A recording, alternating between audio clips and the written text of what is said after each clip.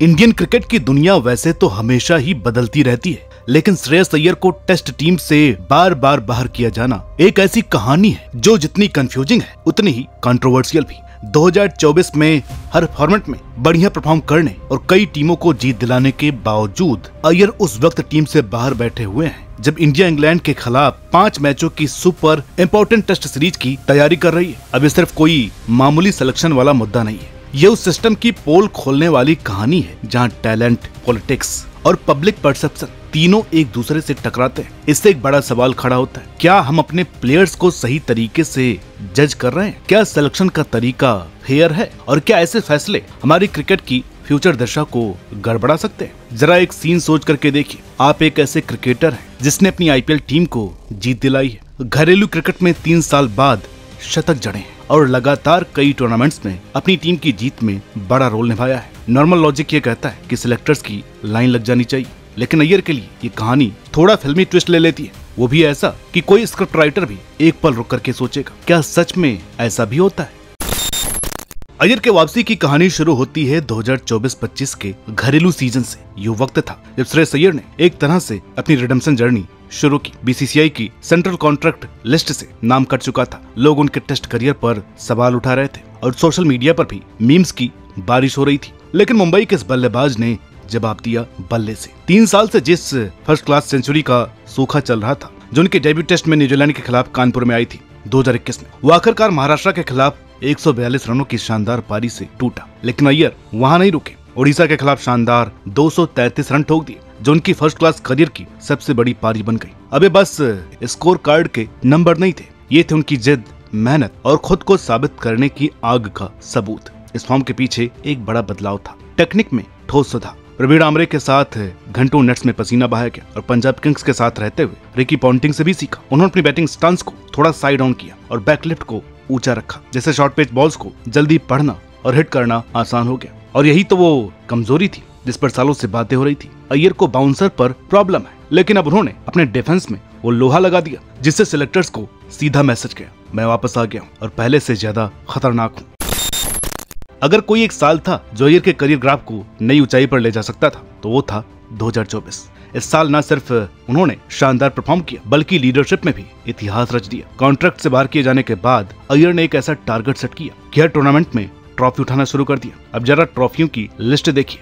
मार्च में रणजी ट्रॉफी जीती बतौर प्लेयर, दूसरी पारी में शानदार 95 बनाए, मई में कोलकाता को आईपीएल जिताया बतौर कप्तान, अक्टूबर में ईरानी कप में मुंबई की जीत में अहम योगदान दिया और फिर सईद मुश्ताक अली ट्रॉफी में भी अपना नाम किया बतौर कप्तान। और सोचिए, इतिहास में पहली बार किसी इंडियन कप्तान ने एक ही साल में आईपीएल और स्मैट दोनों ही ट्रॉफियां जीती। ये बात सिर्फ उनके टैलेंट की नहीं, उनके लीडरशिप क्वालिटी की भी गवाही देती है। नंबर भी गवाही दे रहे हैं। रणजी ट्रॉफी में उन्होंने 5 पारियों में एवरेज 90 रखा और स्ट्राइक रेट 88 के आसपास, यानी कि कंसिस्टेंसी और अटैकिंग माइंडसेट दोनों। और आईपीएल में 351 रन, एवरेज 39 और स्ट्राइक रेट 147। क्लियर है कि वो हर फॉर्मेट में ढल गए थे और हर रोल के लिए रेडी थे। और फिर आया विजय हजारे ट्रॉफी का पहला मैच, 114 रन सिर्फ 55 गेंदों पर, स्ट्राइक रेट 207। मतलब ये नहीं था कि वो बस टेस्ट या टी20 स्पेशलिस्ट बन चुके थे, बल्कि उनकी फॉर्म फॉर्मेट से ऊपर थी।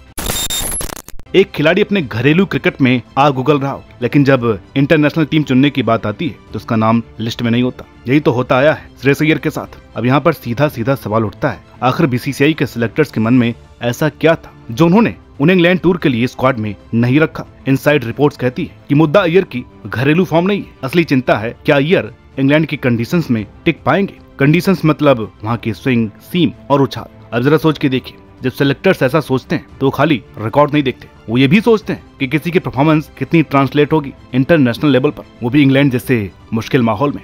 2024 की बात है जब अय्यर ने आखिरी टेस्ट खेला था इंग्लैंड के खिलाफ विशाखापट्टनम में। अब अगर उनके टेस्ट करियर को देखें तो हाँ, उन्होंने अच्छा खेला है, लेकिन उस एक्सपोजर की कमी है जो किसी भी इंटरनेशनल प्लेयर को मजा हुआ बनाता है। सिलेक्टर्स का एक तर्क ये भी है कि भारत की पिचों पर जहाँ बॉल कम मूव होती है वहाँ पर रन बनाना और इंग्लैंड में स्विंग झेल दोनों बिल्कुल अलग चैप्टर्स हैं। अब आते हैं उस मुद्दे पर जिसने शायद अय्यर के सिलेक्शन को और मुश्किल बना दिया, शॉर्ट बॉल्स। उनके कोच प्रवीण आमरे ने एकदम खुल करके कहा कि अय्यर अब शॉर्ट बॉल्स पर पहले से बेहतर है। पहले उनका एवरेज 12 था, अब 40 तक पहुंच गया है। लेकिन क्रिकेट के कुछ पुराने खिलाड़ी और एनालिस्ट का मानना है कि इम्प्रूवमेंट घरेलू लेवल पर दिख रहा है, लेकिन इंटरनेशनल लेवल पर इंग्लैंड जैसी पिचों में ये शायद काफी ना हो। अब सवाल उठता है, क्या एक खिलाड़ी की हालिया फॉर्म को देख करके पुरानी तकनीकी कमजोरियों को नजरअंदाज कर देना चाहिए, या फिर कंडीशन मैच्योरिटी को ही ज्यादा तवज्जो मिलनी चाहिए? जब मीडिया ने अय्यर को स्क्वाड में न शामिल करने पर हेड कोच गौतम गंभीर से पूछा तो उन्होंने बड़े शांत लेकिन सदैव लहजे में कहा, मैं सिलेक्टर नहीं हूँ। अब भाई एक कोच से ये उम्मीद नहीं होती कि वो बस इतना ही कहे, पर शायद गंभीर ने जानबूझ करके कुछ ज्यादा बोलने से बचा लिया, क्योंकि या तो वो फैसले से पूरी तरह से सहमत नहीं थे या फिर डिप्लोमेटिक तरीके से उस विवाद से दूर रहना चाहते थे। उनकी चुप्पी उस वक्त और ज्यादा मायने रखने लगी जब लोग अय्यर की हालिया फॉर्म देख रहे थे, खास करके चैंपियंस ट्रॉफी में उनकी जबरदस्त बैटिंग। उन्होंने 5 मैचों में 243 रन ठोके थे और इंडिया के टॉप रन स्कोरर रहे थे। मतलब एक तरफ व्हाइट बॉल में इंटरनेशनल परफॉर्मेंस, दूसरी तरफ रेड बॉल में घरेलू डोमिनेशन, और फिर भी टीम से बाहर। साई सुदर्शन से कोई प्रॉब्लम नहीं है, लेकिन अय्यर की जगह बनती थी न केवल एक खिलाड़ी बल्कि एक वाइस कैप्टन के तौर पर भी।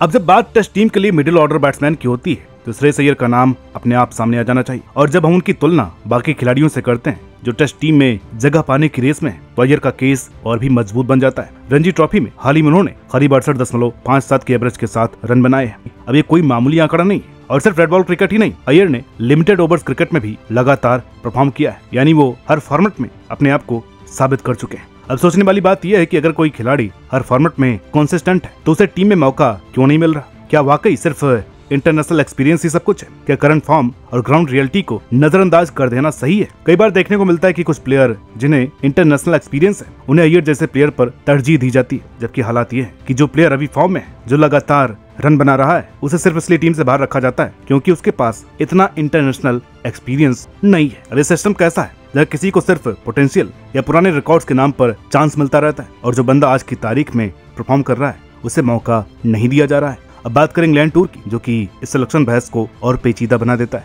बिल्कुल, इंग्लैंड की कंडीशंस टफ होती है, स्विंग, सीम, मूवमेंट सब कुछ मिलता है, लेकिन भाई ये सब इंडिया में भी है, खास करके रणजी जैसे टूर्नामेंट में जहाँ पीछे अक्सर बॉलर फ्रेंडली होती है, वहाँ भी ऐसा ही माहौल होता है। श्रेयस अय्यर ने उन्हीं हालातों में रन बनाए, तो फिर ये मान लेना कि इंग्लैंड में परफॉर्म नहीं कर पाएंगे, ये बात गलत है। इंग्लैंड के पास स्किल्ड बॉलर्स है, इसमें कोई शक नहीं, लेकिन ये भी उतना ही सच है कि अय्यर ने डोमेस्टिक लेवल पर जिन बॉलर्स का सामना किया है वो भी कुछ कम नहीं थे, फिर भी उन्होंने रन बनाए, खुद को साबित किया। तो भाई बिना उन्हें इंग्लैंड की पिचों पर टेस्ट किए हुए ये कैसे मान लिया गया कि वहाँ पर फेल हो जाएंगे? कहीं ऐसा तो नहीं कि हम किसी प्लेयर को मौका देने से पहले ही उसे जज कर लेते हैं? अगर देखा जाए तो श्रेयस अय्यर को टीम से बाहर रखने की 2 वजहें दी जाती है, वो काफी हद तक कमजोर लगती है। और ये सिर्फ अय्यर की कहानी नहीं है, ये हर उस प्लेयर की कहानी है जो कड़ी मेहनत करता है लेकिन सिस्टम की चुनिंदा चॉइस का शिकार बन जाता है। अब फैसला हमें करना है, हम करंट फॉर्म को अहमियत देंगे या फिर पुराने आंकड़ों और नाम के पीछे ही भागते रहेंगे। भाई देखिए, श्रेयस अय्यर को इंग्लैंड टूर के लिए टेस्ट स्क्वाड में जगह न देना सिर्फ एक सिलेक्शन का मामूली मसला नहीं है, ये उस पूरे सिस्टम की झलक है जहां आज भी पुरानी सोच और नई जरूरतों के बीच खींचातान चल रही है। जहां एक तरफ क्रिकेट की दुनिया तेजी से बदल रही है, जहां करंट फॉर्म, एडॉप्टेबिलिटी और ग्राउंड रियलिटी को अहमियत मिलनी चाहिए, वहीं दूसरी तरफ हमारे कुछ सिलेक्शन डिसीजन अभी भी पुरानी फार्मूलों से बंधे हुए हैं। श्रेयस अय्यर का 2024 का साल गजब का रहा। कप्तानी में कामयाबी, मैदान पर आंकड़ों का बोलबाला और टेक्निक में साफ सुथरा सुधार, मतलब हर वो चीज जो किसी भी खिलाड़ी को इंडिया की किसी भी टीम में पक्की जगह दिलाने के लिए चाहिए होती है, और वो उन्होंने करके दिखाया। लेकिन फिर भी जब उन्हें टीम में नहीं लिया गया तो सवाल उठते हैं, और ये सवाल सिर्फ अय्यर के लिए नहीं है, ये उस पूरी सोच के लिए जो टैलेंट को पहचानने और रिवॉर्ड करने के सिस्टम को कंट्रोल कर रही है। सोच के देखिए, एक बंदा जो सेंट्रल कॉन्ट्रैक्ट से बाहर कर दिया गया, जिसकी टेक्निक पर सवाल उठाए गए, जिसने हर मौके पर खुद को फिर से खड़ा किया, उसे ही टीम से बाहर कर दिया गया। अब इसे इत्तेफाक कहें या सिस्टम की कहानी। अब जब भारतीय क्रिकेट तेजी से बदल रहा है, हर दिन नए टैलेंट,